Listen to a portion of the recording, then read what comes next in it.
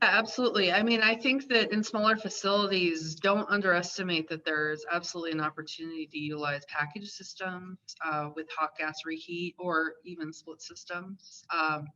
Those package systems often could incorporate an energy recovery wheel. I think that gets a little more expensive. But hot gas reheat is just such a simple add. Many manufacturers make pieces of equipment that can do that. Um, There's also the potential, like we've discussed, of runaround loop or some other VRF or way to transfer heat between different zones.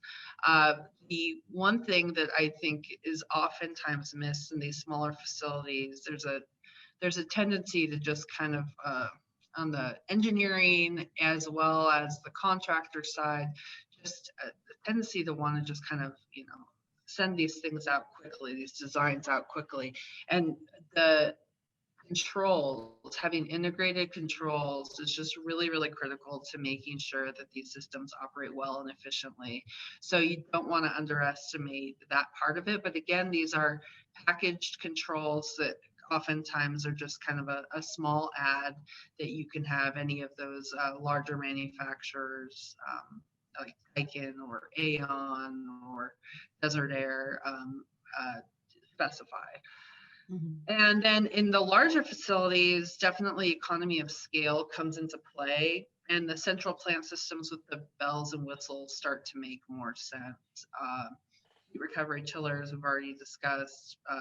Usually some sort of heat recovery is going to be required in these systems. And so heat recovery chiller becomes a small add, like Keith mentioned.